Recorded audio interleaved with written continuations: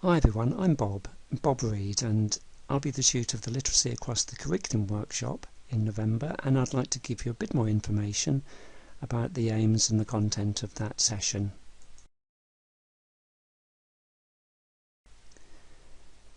The workshop is for A-level tutors who are interested in picking up some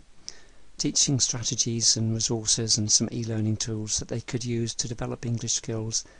as an integral element of their teaching. Now, this approach to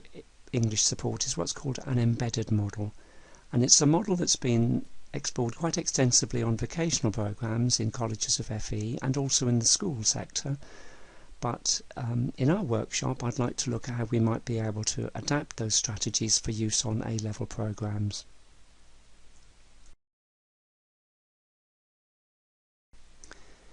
This slide gives us a quick overview of the main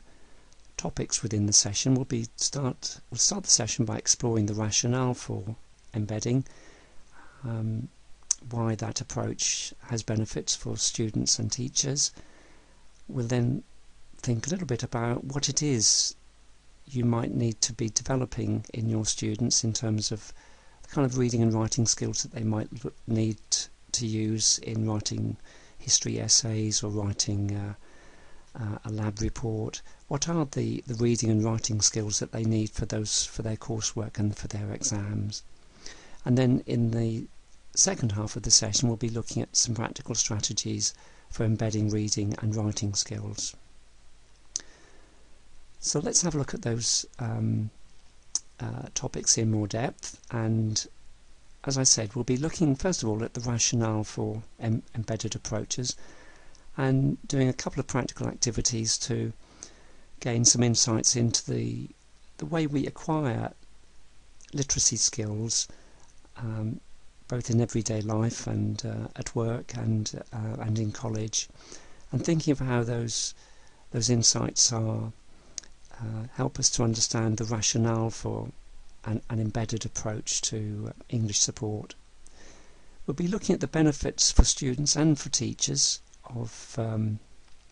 embedded English support, and we'll be considering the expectations of Ofsted inspectors on their visits, on their inspections,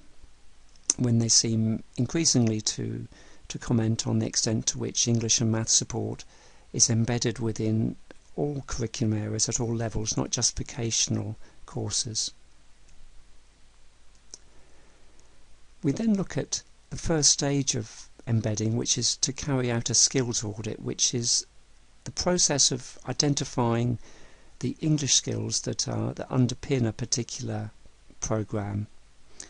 the kind of English skills that are essential in order for students to make progress through the course.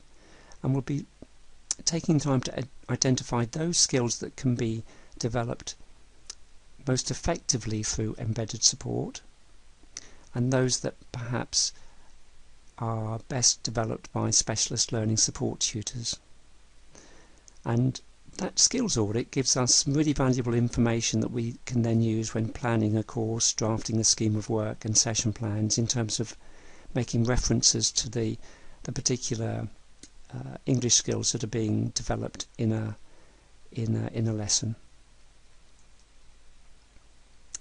We then look at the practical strategies for embedding, and we'll be looking at how we can embed support with reading skills, which can involve the explicit modelling of the kind of reading strategies that we use, depending on the different kinds of text types and resources you might be using on your course. We'll be looking at how we can offer support with the technical terminology within a subject, and we'll be looking at a whole range of active learning approaches that give us opportunities not only to cover course content but also to integrate some development of a range of reading skills, especially critical reading skills that are required for A-level study. And we'll be looking at the use of e-learning approaches, e-learning tools, and in particular we'll be looking at the use of screencasts. We then look at how to develop writing skills through embedded strategies, and we'll be looking how important it is to start from authentic texts. They could be exemplar answers or model assignments that we can use to raise our students' awareness of the key language features of those text types, so that they become more aware of what's expected of them in creating coursework or in tackling exam answers. We'll continue to explore different active learning approaches, and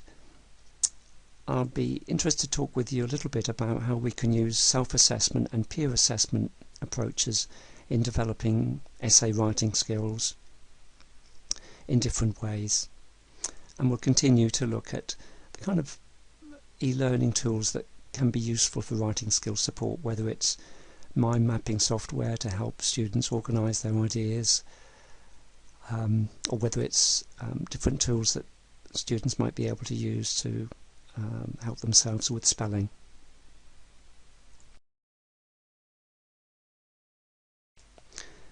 So